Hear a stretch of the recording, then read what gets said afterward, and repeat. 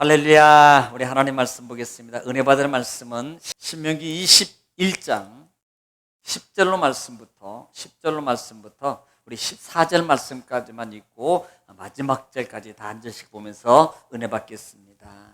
시작.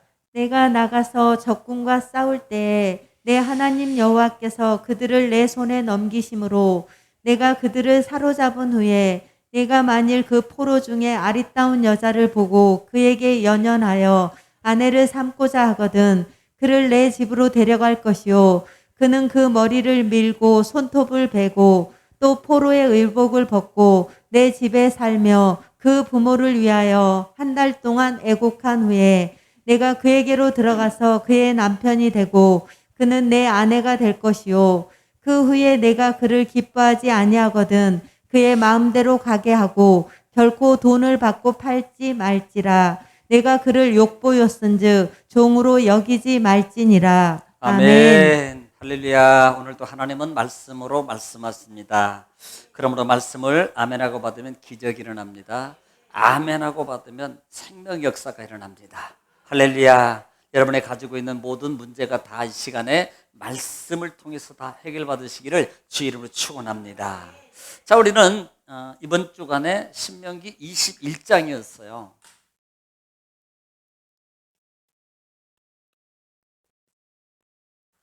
신명기 21장. 자, 21장은 어차피 할 거니까 21장인데요. 1절부터 9절 말씀까지를 우리가 이번 주일날 은혜를 나눴습니다. 미제 사건이거든요. 피사체죠. 피살당한 시체 문제예요. 시체 문제. 그러니까 누구에 의해서 범인이 누군지를 모르는 겁니다. 그런데요, 어느 날 아침에 나가보니까 시체가 있는 거예요. 그런데 그 지역이 참 애매한 지역일 수 있어요. 그런데 이 피사체가 발생됐을 때 누군지를 모르는 겁니다.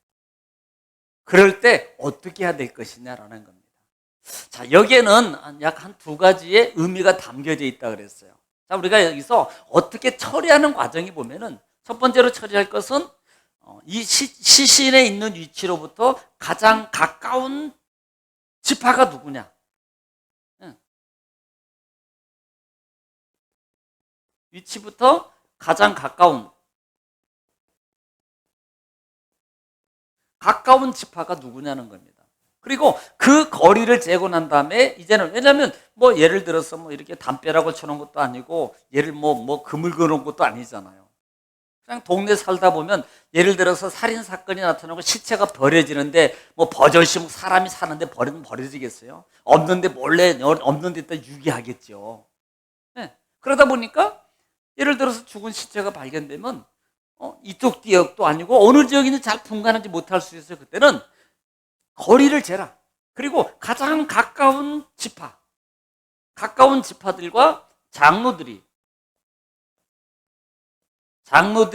이 시체 문제에 대해서 처리를 하는 거예요.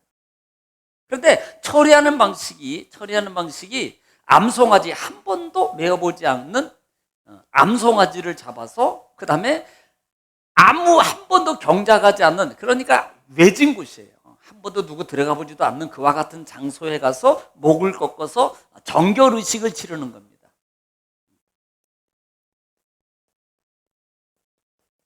정결의식을 치르라는 거예요. 정결의식. 이유가 뭐예요? 우리가 근본적인 것은 시체는 부정의 원인이에요. 부정입니다. 죽음이라는 자체가 부정의 원인이거든요. 그래서 우리는 내위기를 통해서 부정에 관한 거 많이 배웠잖아요. 그래서 심지어는요, 대제사장들 같은 경우는 규제가 많아요. 시체를 전혀 만지지 못하거든요. 이 시체는 부정의 요인이에요. 부정은 결국은 뭐예요? 부정은 결국은 죄와 관계예요. 죄. 이 부정의 관계에 대해서 레위기에서는 하나님 앞에 못 나가는 거예요. 이 부정적인 요소가 있습니다. 그래서 이 부정적인 이 시체라는 그 부분이 부정이라는 부분을 통해서 보면은 시체는 부정이에요. 부정은요 계속 번져가게 돼 있다 그랬어요. 자기가 의도든 아니든 시체를 만졌어요. 근접했어요. 시체 피가 있는 지역을 내가 접근했어요. 그러면 그 사람은 부정된 사람입니다. 그리고 그 사람이 다른 사람에게 옆에 가요. 또 그 사람이 밀접 접촉이 되면은 결국은 그 사람도 부정된 사람이 되고요. 그것이 여러분 접촉 하면요 마치 코로나 이 증식이 번식하듯이 결국은요 이게 부정이 온 백성에게 전거되면 하나도 하나님 앞에 갈 사람이 없는 거예요. 그래서 이것을 매연에 방지하는 겁니다. 그래서 먼저 정결의식을 치러라. 정결의식을 치러야 된다. 누가? 가장 가까운 지파가. 자, 또 하나는 이 정결의식을 치르는 과정 속에서 우리가 알아야 될 것이 뭐라 그랬습니까? 여러 가지 의미가 있지만 정결의식이라는 의도가 담겨져 있어요. 부정에 관한 정결의식. 또 하나는 책임 회피입니다.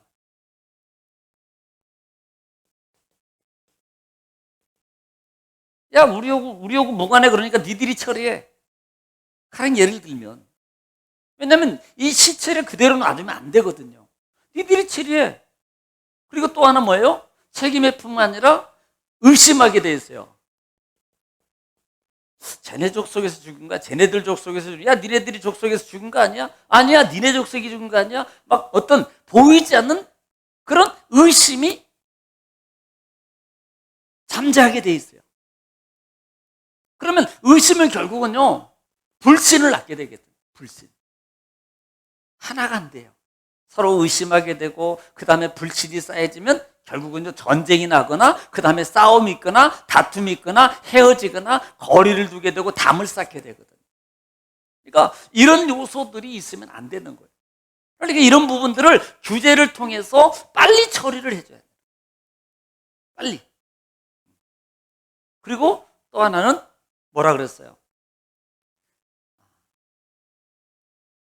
악을 제하는 겁니다. 그러니까 다시는 이런 일들이 일어나지 않도록 경고를 주는 거예요. 뭘 통해서? 아무도 가보지 않은 외진 곳에 가서 송아지의 목을 꺾었다 그랬습니다. 이것은요, 야, 와가지고 이 의식이 계속적으로 이루어지는 반복되는 거예요. 그러면 백성들이 야, 누가 죽었대더라. 그리고 그것을 통해서 송아지 끌어다가 잡아서 그렇게 했대. 이 말은요, 나중에 혹시라도 지금 죽은 자의 죄가 사해지는 게 아닙니다.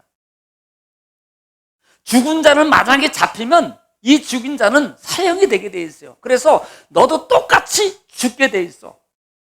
그러니까 경각심을 주는 거예요.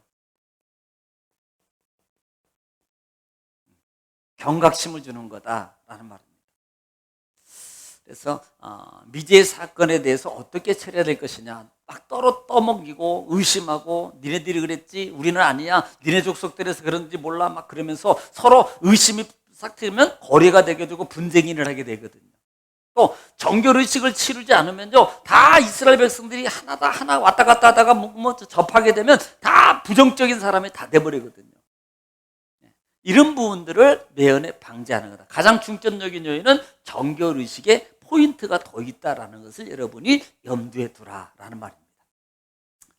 자, 오늘은 두 번째 규례인데, 두 번째 규례는 뭐냐면 전쟁에서 잡힌, 예를 들어 전쟁을 하게 됐잖아요. 그러면 얘기했잖아요. 전쟁에서 지게 되면 진자는 포로가 돼요. 그러면 남자는 다 죽이고 여자나 아기들이나 여자만 남거든요. 그런데 그 여자 포로예요. 여성 포로에 관한 얘기라 이 말입니다. 이 여성 포로에 관한 거예요. 자, 그래서 한번 읽어보겠습니다. 자, 10절 말씀 다시 읽습니다. 시작. 내가 나가서 적군과 싸울 때 내 하나님 여호와께서 그들을 내 손에 넘기심으로 내가 그들을 사로잡은 후에. 자, 사로잡았다는 말은 뭐예요? 포로란 말입니다. 자, 승리했어요? 넘겼어요? 전쟁은 하나님의 손에 달려 있습니다. 전쟁은 수에 달려 있는 게 아니고 화력에 달려 있는 게 아니에요. 누구를 통해서 보면 알아요? 다윗. 다윗이 골리앗 보고 야 너는 창과 검과 단창을 가지고 좀 나는 망군의 요람이라고 그러나 이건 뭐예요? 결국은 외적인 것에 담겨져 있는 양의 그다음에 어떤 외적인 것에 담겨져 있는 것이 아니다. 하나님 손에 붙어져 있다. 그래서 하나님 손에서 붙이심으로 말미암아 이제는 승리하게 되고 승리하게 되면은 그 아이와 여성은 포로가 되게 돼 있어요. 그러면 그 포로를 만약에 잡은 후에 어떻게 될 것인가? 무슨 문제인가? 자, 11절 시작. 내가 만일 그 포로 중에 아리따운 여자를 보고 그에게 연연하여 아내를 삼고자 하거든. 자, 포로를 잡아왔는데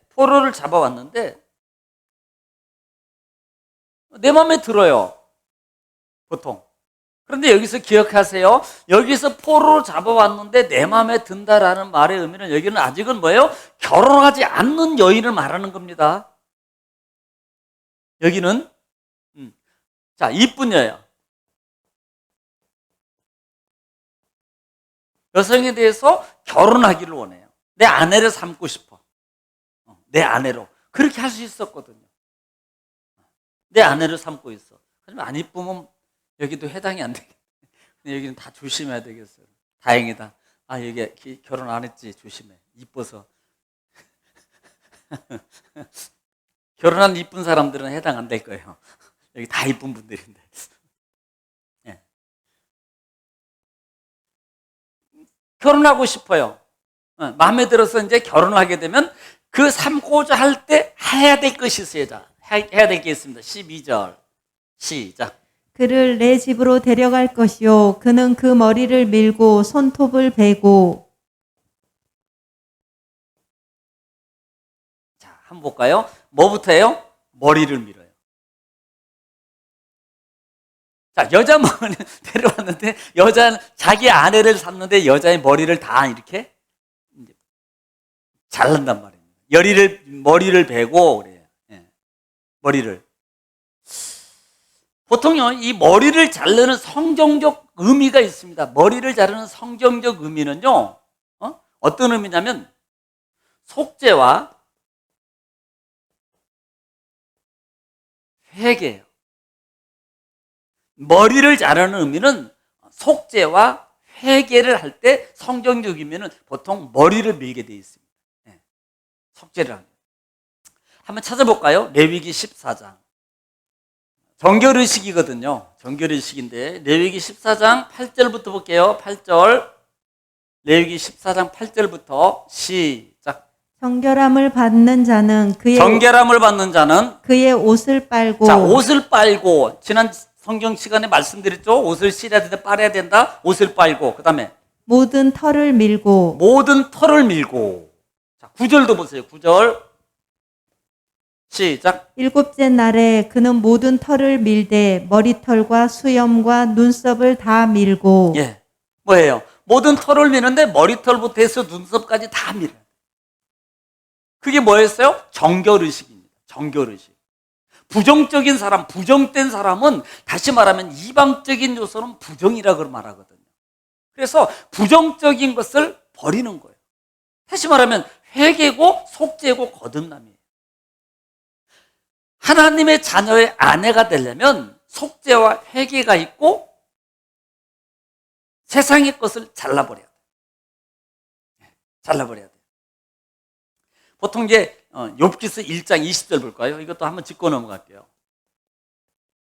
1장 20절. 욥이 고난을 당했을 때에 그 욥이 했던 행동이에요. 우리가 잘 아는 것처럼 원망하지 않았다고 말하는데, 자, 그러기 전에 이제 하는 게 있어요. 20절 시작. 욥이 일어나 겉옷을 찢고. 자, 겉옷을 찢었어요. 그 다음에 머리털을 밀고. 땅에 엎드려 예배하며. 보세요. 뭐 했어요? 지금 고난을 당했다 이 말입니다. 그럴 때 머리털을 밀고 땅에 엎드려요.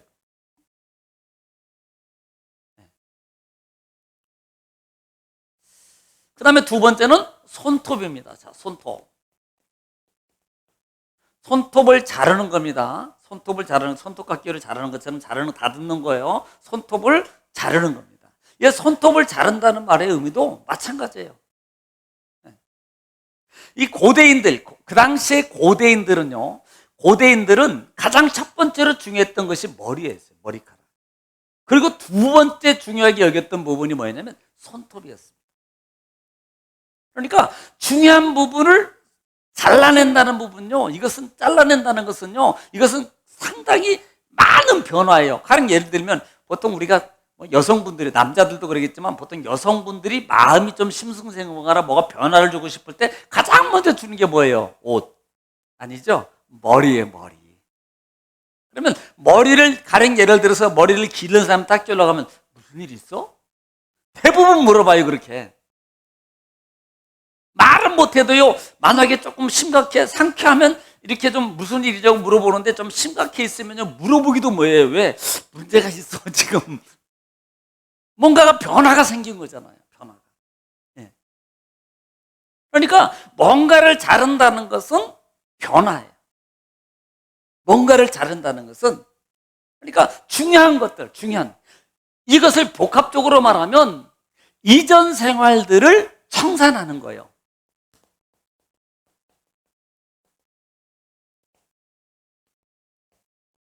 이전 생활들을 청산하는 겁니다. 이전 생활들을 청산하는 거예요. 그러니까 이방 여인이 하나님의 백성의 아내로 들어오면 결국은 그 여인은 이스라엘 백성이 되는 거거든요. 네, 이스라엘 백성이 되는 거예요. 그러면 이스라엘 백성이 되려면 해야 될 게 있습니다. 남자 같은 경우는 반드시 뭘 했어요? 할례를 행했어요. 그러면 여자는요, 여자를 아내로 삼으면 그 여자가 해야 될 것이 뭐냐면 이방 우상의 풍습 속에 있는 많은 것들을 어떻게 다 할 수 없잖아요. 그래서 했던 것 중에 하나가 머리를 자르고 손톱을 자르는 거예요. 손톱을 자르는 겁니다. 그 다음에 13절 볼게요. 자, 13절. 본장 13절입니다. 또 뭘 해야 되는지 시작. 또 포로의 의복을 벗고 내 집에 살며 그 부모를 위하여 한 달 동안 애곡한 후에 내가 그에게로 들어가서 그의 남편이 되고 그는 내 아내가 될 것이요. 예, 세 번째로 했던 게 뭐냐면 옷입니다. 옷을 바꿔 입는 거예요. 옷을. 그리고 난 다음에 자기 아버지 부모를 위해서 한 달 동안 뭐 해야 돼요? 한 달 동안 뭐 해라 그랬어요? 애곡해야 하는, 우는 거예요. 그러면 먼저 왜 옷을 갈아입는다는 의미도 마찬가지입니다. 그러니까 이방 풍속에 있었던, 그러면 이것은 옷을 입는다는 말에 옷을 바꿔 입는다는 의미는 우리가 예를 들면 돌아온 탕자 같은 경우도 가장 먼저 했던 것 중에 옷을 갈아입혀요. 거지가 아들로 바뀌어져요. 신분이 바뀌어지는 거예요. 옷을 바꿔진다는 것은 신분이 바뀌어지는 거예요. 위치가 바뀌어져요. 새 사람으로 거듭나는 겁니다. 옷을 입는다는 것은. 네. 그렇기 때문에 이런 부분들을 좀 돕기 위해서 에베소 4장 22절, 우리가 너무나도 잘 아는 말씀이잖아요. 에베소 4장 21절 말씀 시작. 너희는 유혹의 욕심을 따라 썩어져가는 구습을 따르는 옛사람을 벗어버리고 예. 그 다음에 24절 시작. 하나님을 따라 의와 진리의 거룩함으로 지으심을 받은 새 사람을 입으라. 예, 여러분 옛 것을 벗어버리고 구습을 쫓는 옛 습성, 옛 습성, 욕심을 따라 구습을 쫓는 옛 습관, 습성을 벗어버리고 그 다음에 새 사람으로 입으라. 이게 뭐예요? 옷을 바꿔 입는 거예요. 이방 여인이 옷을 바꿔요. 이것은 어떤 의미로 보면은 신랑을 맞이하는 신부의 변화입니다. 신부로 바뀌어지는 거예요. 우리가 구속사적 의미로 본다면 우리가 전에는 어둠의 자녀였어요. 이방 자녀였어요. 하나님의 진노의 자녀였습니다. 그런데 예수 그리스도의 십자가 은혜를 통해서 우리가 뭐예요? 신분이 바뀌어져요. 그것을 다른 말로 바울 사도가 그리스도의 옷을 입어라. 옷. 우리의 신분이 바뀌어지는 거예요. 그래서 계시록 나중에 이제 이 끝나면 오경이 끝나면 뭐 계시록도 한번 하겠습니다만은 새 하늘과 새 나라 들어가려면 반드시 옷을 옷. 혼인 잔치에도 마찬가지예요. 예수님 비유 중에서 혼인 잔치 경우도 옷을 안 입었다고 쫓겨나잖아요. 앉아있다고 옷 안 입었다고 쫓겨나요. 의미가 있는 말입니다. 옷을 바꿔 입는 거예요. 이 옷은 세속적인 것을 다 벗어버리라는 거예요. 하나님의 가족이 되려면 벗어. 머리에 손톱, 옷 다 바꿔. 그리고 난 다음에 했던 것 중 하나가 아버지를 위해서, 부모를 위해서 애곡하는 거예요. 애곡. 한 달 동안 애곡하는 겁니다. 이것은 우리가 보면은 어떤 의미가 담겨 있냐면 배려예요, 배려. 솔직히요, 이 여인이, 여러분 생각해 보세요. 이 여인이 이 이스라엘 남자에게 결혼하고 싶어서 결혼한 게 아니에요. 어떻게 보면 남자가 마음에 들으니까 너 이제 내 아내 돼. 왜? 포로잖아요, 포로. 그러니까 뭐 어쩔 수 없이 이 이스라엘 남자에게 결혼을 가야 돼요. 시집을 가야 된다고요. 자, 그러면요, 슬픔도 있어요. 아버지, 어머니, 부모하고 헤어지는 슬픔도 있습니다. 그런 마음의 아픔의 상처도 있어요. 그래서 한 달 동안은 이 여인에게, 아내에게 애곡할 수 있는 기회를 줍니다. 이게 배려의 배려. 인격적 배려입니다.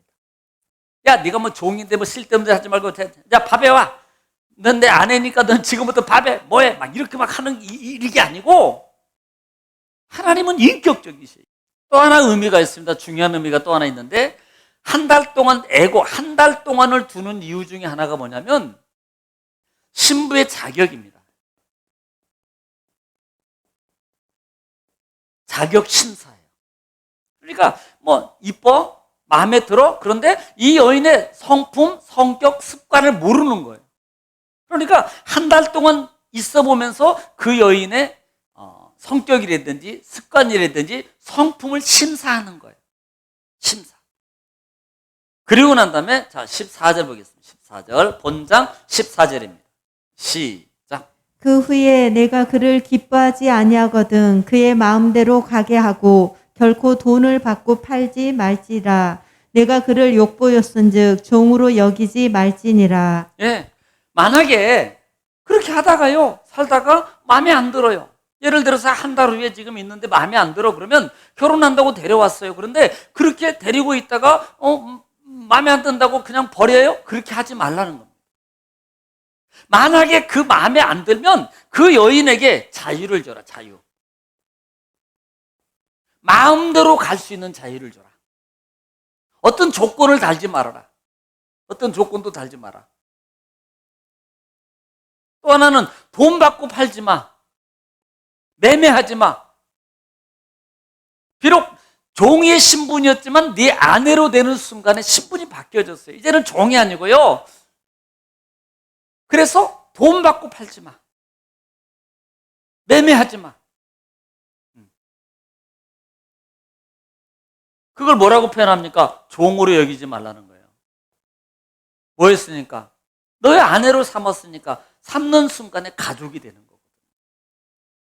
마음에 안 든다고 종으로, 마음에 안 든다고 그렇게 팔아버려요? 마음에 안 든다고 그렇게 하지 말라는 거예요. 어떻게 보면 참 이때 당시에도 여성의 인권이라든지 이런 부분들을 하나님이 상당히 배려하신 것 같아요. 자, 이런 부분을 우리가 다루고 있다라는 말씀입니다. 자, 그 다음에 우리가 봐야 될 것 중에 하나가 15절 말씀부터 17절 말씀까지에 대해서는 장자에 대해서요. 장자. 자, 한번 읽으면서 같이 또 은혜를 나누겠습니다. 자, 15절부터 시작. 어떤 사람이 두 아내를 두었는데 하나는 사랑을 받고 하나는 미움을 받다가 그 사랑을 받는 자와 미움을 받는 자가 둘 다 아들을 낳았다 하자. 그 미움을 받는 자의 아들이 장자이면. 자, 이 말이에요. 어떤 사람이 아내가 2명 있어요. 2명. 2명 있는데 자기가 사랑하는 아내하고 어떻게 보면 조금 사랑이 좀 값의 차이가 있을 수 있어요. 그런데 자기가 좋아하는, 그러니까 어떻게 보면 마음에 안 들었는데 어떤 제도 위에서 뭐 예를 들면 누가 생각나요? 야곱은 누구를 좋아했어요? 라헬. 그런데 레아를 줬잖아요. 그게 자기는 나일을 좋아했는데 삼촌 나라의 법은 큰 레아가 먼저 시집을 안 가면 안 되거든요. 그래서 레아를 먼저 드리고, 그러다 보니까 실제로 좋아하는 사람은 나엘인데 레아에게서 아들을 낳게 되잖아요. 큰 아들을 낳게 되고 또 라헬에게서 또 낳게 되잖아요. 그러다가 뭐 낳고 하면 12명 낳잖아요. 자, 그런데 지금 자, 큰아내라 그래야 되나? 이건 좀 그런가? 본아내 첫 번째는 1번 아내. 1번 아내는 마음에 안 들어. 남자가 덜 사랑해. 네, 사랑하잖아요. 근데 2번 아내 해도 돼요. 솔로몬 같은 경우는 숫자가 너무 많으니까 1번, 2번, 3번 나갔어야 될 거예요. 여기는 2번 아내는 사랑해요. 그러다 보니까 어떻게 보면 1번부터 없고 2번부터 갔겠죠. 왜냐하면 이쪽부터 아들을 낳았으니까. 자, 여기에도 아들 있고 여기도 아들이 있어요. 우리가 율법으로 보면 첫 번째 태어난 아들이 뭐예요? 장자의 장자. 첫 아들이. 그런데 두 번째 사랑한 아들은 아내에서 난 아들이 더 아내를 사랑하다 보니까 그 아들도 더 사랑하게 되는 거예요. 그런데 이 남자가 마음에, 야, 내가 이 두 번째 아내를 사랑하니까 재산을 내가 두 번째 아들에게 더 많이 줘야지. 두 번째 아들에게 더 많이 줘야지. 이 장자라는 말의 의미가요. 이 장자라는 말의 의미는 베코르라는 단어를 쓰는데요. 베코르라는 단어를 쓰는데 이 베코르라는 단어가 뭐냐면 이 바카리에서 왔어요.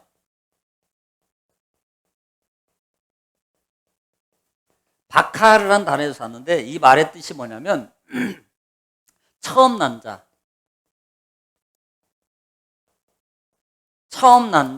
또는 초태생을 의미합니다. 또 다른 뜻으로 중요한 뜻은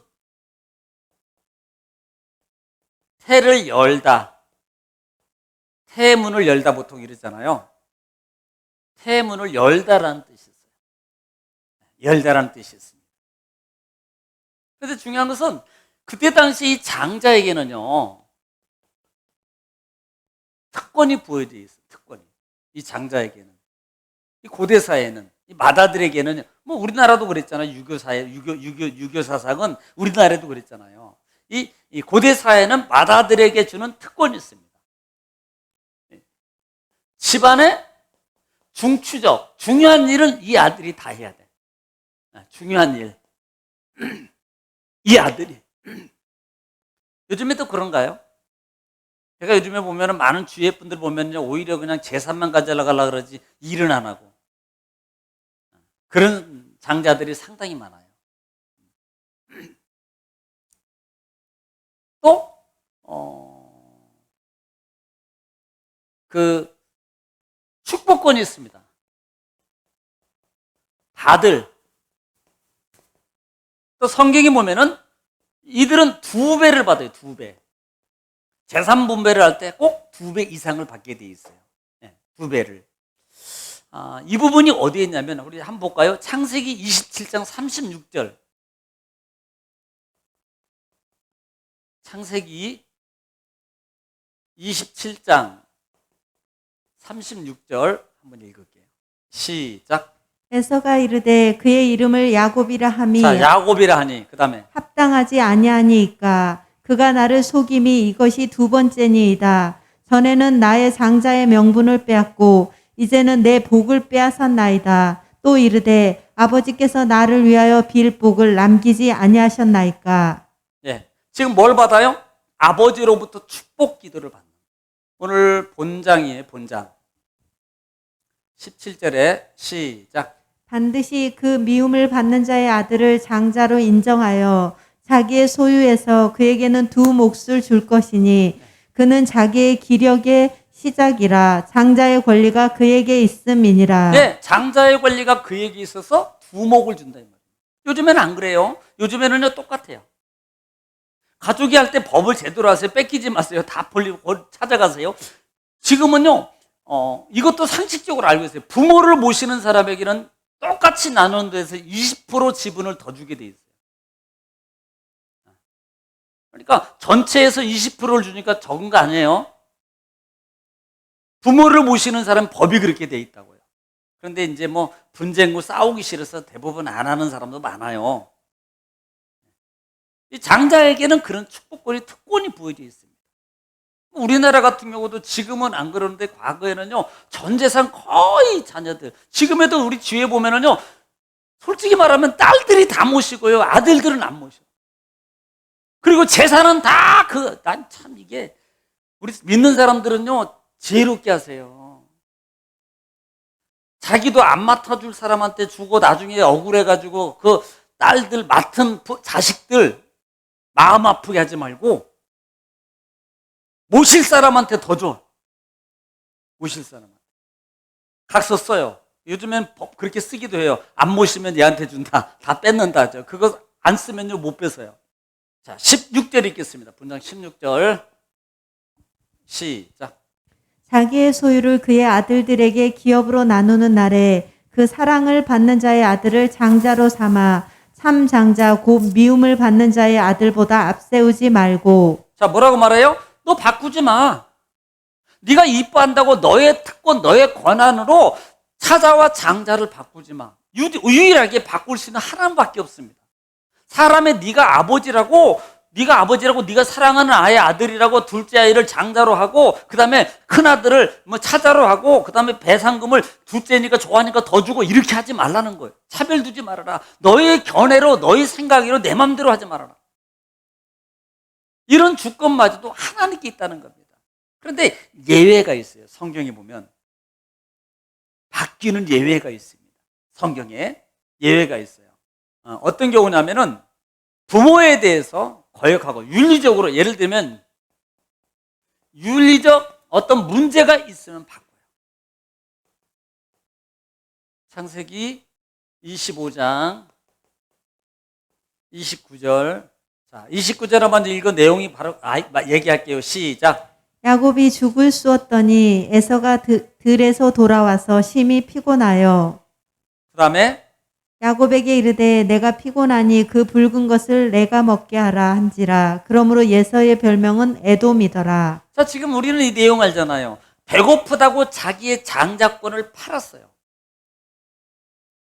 자, 여기까지 읽으면 우리는요 이해가 안 가요. 자, 히브리서 볼게요. 히브리서 12장 16절.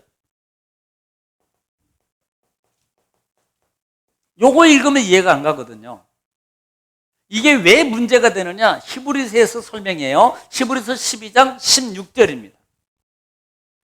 자, 시작. 음행하는 자와 혹 한 그릇 음식을 위하여 장자의 명분을 판 에서와 같이 망령된 자가 없도록 살피라. 자, 망령되다고 말하는 말의 의미가 뭡니까? 자기 명분을 우습게 여기고 팔아버린 거예요. 결국은요, 장자의 명분을 우습게 여겼다는 것은 하나님의 주시는 은혜의 특권을 우습게 여긴 것은 하나님을 우습게 여기는 거예요. 이것을 망령되라, 망령. 자, 이런 경우에는 바뀌어요. 이런 경우. 또 하나 바뀌는 경우 볼까요? 창세기 49장 3절부터 4절. 시작. 르우벤아 너는 내 장자요 내 능력이요 내 기력의 시작이라. 위풍이 월등하고 권능이 탁월하다마는 물의 끓음 같았은즉 너는 탁월하지 못하리니 내가 아버지의 침상에 올라 더럽혔음이로다. 그가 내 침상에 올랐었도다. 지금 르우벤에 대해서 말하는데요. 이 르우벤이 부도덕 행위를 해요. 부도덕. 그러니까 도덕적으로 지금 잘못한 거예요. 윤리적으로. 그때 뭘로 바뀌어요? 자기 장자권이 상실되는 거예요. 그러니까 하나님을 우습게 여기고 하나님의 명분으로 그냥 우습게 여기는 사람들은 하나님의 축복권을 바꿀 수 있어요. 누가 바꾸는 이것을 하나님이 바꾸는 거예요. 또 하나 부도덕 행위를 통할 때 장자권을 상실하게 된다. 그 외에는 사람이 인간적으로 내 맘대로 내가 아버지라고 그래 너는 장자 너는 차자 이렇게 하지 말라. 내 맘대로 너는 내가 사랑하니까 많이 주고 그다음에 너는 미워한 아들이니까 덜 주고 그렇게 하지 말아라. 사람의 권한에 있는 것이 아니라는 거예요. 그럼 우리는 뭘 알아야 돼요? 이 장자권이 얼마만큼 중요한가를. 지금으로 말하면 장자권이라는 말은 하나님께서 우리에게 든 직임도 마찬가지예요. 직분. 하나님이 주신 거예요. 하나님. 은혜로.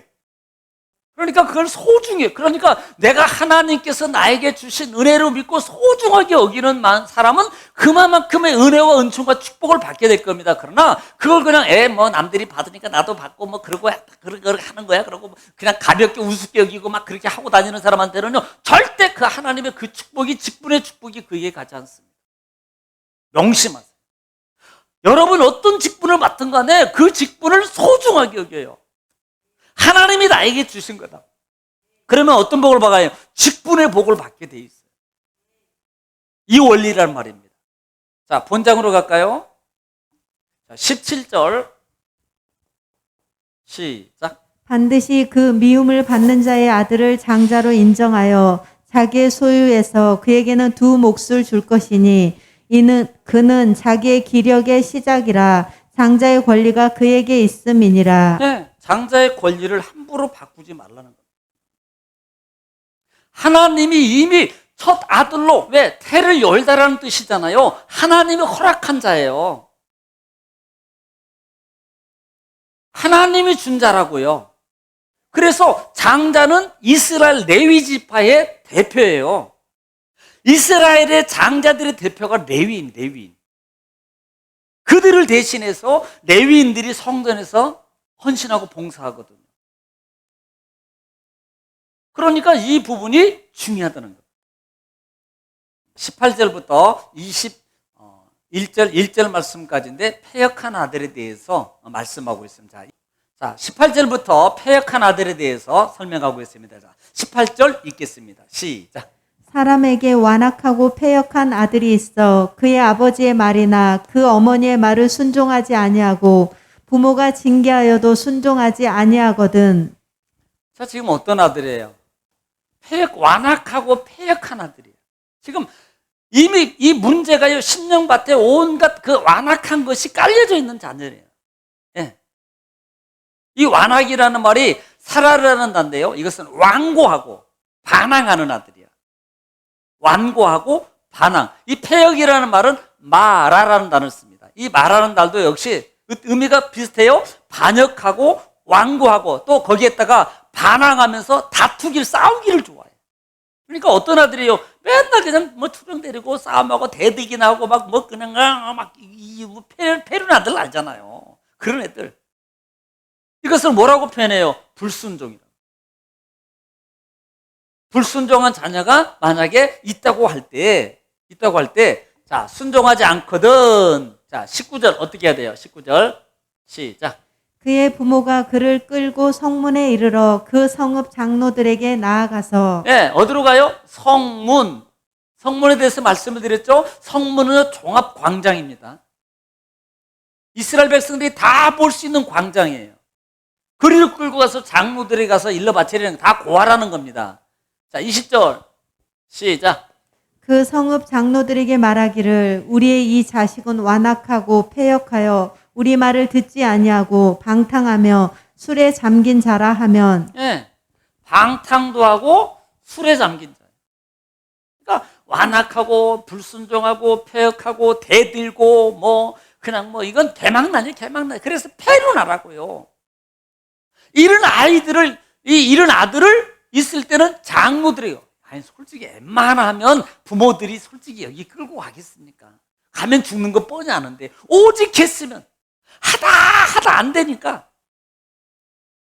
뭐 우리가 사회에서도 많이 있잖아요. 어떤 가족들은요, 정말 그것도 좋게 보기도 해야 되겠어요. 어떤 말 반반 있겠지만 자기 아들을 경찰에 신고하는 사람이 있어요. 도저히 어떻게든 불가능해. 이게 구제할 능력이 없어. 그러니까 경찰의 아버지가 아들을 신고해요. 부모가. 오직 했으면. 자, 그렇게 했더니, 자, 가서 그렇게 얘기하면, 자, 21절에 어떻게 해야 돼요? 21절. 시작. 그 성읍의 모든 사람들이 그를 돌로 쳐 죽일지니 이같이 내가 너희 중에서 악을 제하라. 그리하면 온 이스라엘이 듣고 두려워하리라. 성경에 우리가 신명기를 보다 보면 악을 제하라는 단어가 종종 나와요. 말이. 이것은요, 전염성 있는 거예요. 그러니까 근본적인 것을 처음부터 매연에 방지하라. 이스라엘 백성들이 이런 것들을 본받아서 똑같은 일을 하지 못하도록 근본적인 것을 차단하는 말의 의미가 담겨져 있습니다. 어떻게 하라고? 돌로 쳐 죽여라. 자기 아들을 데려다가 돌로 쳐 죽이는 그 모습이 쉽겠으면, 오직 했으면. 자, 22절부터 마지막 부분입니다. 기타 규정이에요. 자, 22절 시작. 사람이 만일 죽을 죄를 범함으로 내가 그를 죽여 나무 위에 달거든. 자, 만약에 사람이 죽을 죄를 지어서 나무에 달았다는 말은 뭐 보통 교수형이 대부분이죠. 나무에 다는 경우는 보면 나무에 달아요. 뭐 십자가에 달 수, 못 박여서 할 수도 있고. 그런데 나무에 달려서 죽이는 거예요. 죽이는 겁니다. 그렇게 했어요. 죽였으면 그 다음에 23절 어떻게 하라고? 시작. 그 시체를 나무 위에 밤새도록 두지 말고 그날에 장사하여 내 하나님 여호와께서 내게 기업으로 주시는 땅을 더럽히지 말라. 나무에 달린 자는 하나님께 저주를 받았음이니라. 네, 아멘. 자, 지금 이 죽었으면 이 밤이 죽은 하루를 지나기 전에 다 처리하라는 거예요. 의미가 뭐예요? 부정입니다. 부정. 우리가 다른 말로 보면 정결 때문에 그래요. 시체가 있으면 항상, 아까도 그랬죠? 처음에 시체가 있으면 부정의 관계가 꼭 발생한다. 하나님은 이 문제를 상당히 이게 중하게 여겨요. 그래서 시체를 만지지 마라. 죽은 자에게 가까지 말고 그들에게는 유품이나 모든 것도 만지지 말고 그 다음에 그런 것들은 다 태우고 하나도 없이 다 없애라. 레위기에서 다 얘기했잖아요. 그게 뭐예요? 정결 규례잖아요. 왜? 부정하게 되면 하나님과 함께하지 못해요. 하나님은 깨끗하기를 원해요. 정결하기를 원해요. 거룩하기를 원한다 이 말입니다. 거룩의 장애 요소 중에 하나가 죽은 거예요. 그래서 심지어는요, 우리가 먹을 것을 구별할 때도 보통 조류 같은 경우로 보면 조류는 예를 들면 독수리 계통. 왜 못 먹게 하는 이유가 뭐냐면 이 독수리 계통은요, 죽은 시체를 먹거든요. 썩은 것을 먹어요. 피를 읊고 사나워요. 그래서 그걸 못 먹게 하는 거예요. 그 의미도 여기에 담겨져 있는 거예요. 땅 더럽히지 마라. 여러분, 모세를 물을 때도 모세가 갔습니다. 떨기나무 같은, 야, 네가 선 곳은 거룩하니까 신발 벗어. 아니, 벗는 거하고 안 벗는 거 무슨 차이가 있어요? 의미가 있는 거예요. 의미가. 거룩이라는 의미가 있다니까요. 무슨 차이가 있어요? 하나님의 땅을 더럽히지 말라는 거예요. 결국은 이 땅은 실제적으로 사는 땅도 의미하지만 결국은 우리 심령의 밭입니다. 우리 심령의 밭을 부정적인 것, 죽은 것들, 그러니까 특별히 계속 말하고 있는 것 중에 죽은 거잖아요. 죽음이라는 그 죽은 것들은 결국은요, 죽음의 어둠이거든요. 어둠의 영들, 어둠의 어떤 환경적인 요소들로 말미암아 우리가 뭐예요? 영향을 받게 돼 있어요. 그래서 그런 부분들을 다 제거하는 거예요. 없애라. 빨리 없애라. 빨리. 그런 의미가 담겨져 있다는 말입니다. 또 어떤 부분들 보면은 이제 보통 이 부분을 어떤 분은 바울 사도가 갈라디아서 3장 13절 말씀에 예수 그리스도의 십자가에 달리심으로 말미암아 이 부분을 이제 인용했다고 말씀을 하고 있어요. 나무에 달린 자마다 다 저주 아래 있는 자라. 그래서 우리의 저주의 모든 저주를 다 십자가에서 멸하셨다, 해결하셨다라는 의미 속에서 바울 사도가 예수 그리스도의 십자가의 죽음을 이 부분을 말씀하고 있다라고 말하는 부분도 있습니다.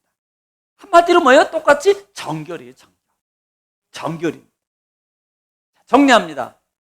이 10장은 변사체가 발생, 미제의 사건입니다. 그러면 어떻게 처리하라? 책임 미루지 말고 속히 가까운 사람이 책임지고 처리하라. 부정되지 않게, 깨끗하게, 또 더 나아가서는 서로 간에 어떤 분쟁의 요소가 나지 않도록 빨리 속히 처리해서 이것을 처리해야 된다. 정결의식도 포함되어 있고요. 그 다음에 전쟁에서 잡아온 여인들은 어떻게 해? 내 마음에 들어, 결혼해. 그런데 그 여인은 어떻게 해야 된다? 어떻게 해야 돼요? 구석에는 머리를 감고 손톱을 감고 옷을 바꿔 입어야 돼. 그 의미가 뭐라 그랬어요? 그들이 살고 옛 습성을 버리는 거다. 신부가 되려면 예수 그리스도의 신부가 되려면 예습성의 모든 것들을 다 벗어버려요. 잘라버려야 돼요. 그리고 만약에 돌려보낼 때는 종으로 여기지 말고 자유함으로 보내라. 나중에 이제 23장 부분에 보면은 또 이 부분에 대해서 다룹니다만은 약간 차이가 있는데 은 10세계를 준다든지 100세계를 준다든지 상당히 많은 분량의 돈을 지불해야 돼요. 아버지한테. 이런 의미도 담겨져 있습니다. 자, 그리고 또 하나는 패역한 아들을 어떻게 처리할 것이냐. 패역한 아들. 한마디로 돌로 쳐 죽여라.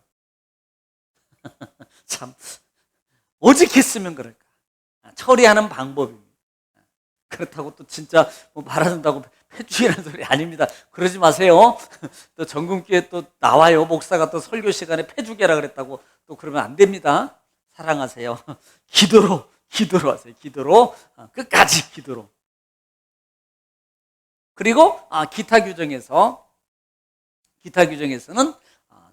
죽은 자를 다음 날까지 두지 마라. 저녁 되기 전에 빨리 처리해라. 왜? 부정의 관계다. 정결의 관계다. 이 부분을 우리가 꼭 기억하시기 바랍니다. 지금까지는 기타 외 규정이에요. 그러니까 십계명 속에 담겨져 있는 외적 기타 규정들을 섬세하게 지금 마치 말하고 있는 거예요. 이런 부분들을 우리에게 잘 가르쳐주고 있습니다. 자, 우리는 오늘 이 말씀을 여러분 기억하시고요. 또 한 주간도 승리하시고 그 다음에 23장 다음 주일부터 23장에 대해서 이제 22장이겠죠. 22장에 대해서 22장도 재밌습니다. 나만 재미나 봐. 22장도 못 본 채 하지 말아라. 제목이 그거예요. 못 본 채 하지 마라. 의미가 거기에 담겨져 있습니다. 기도하겠습니다.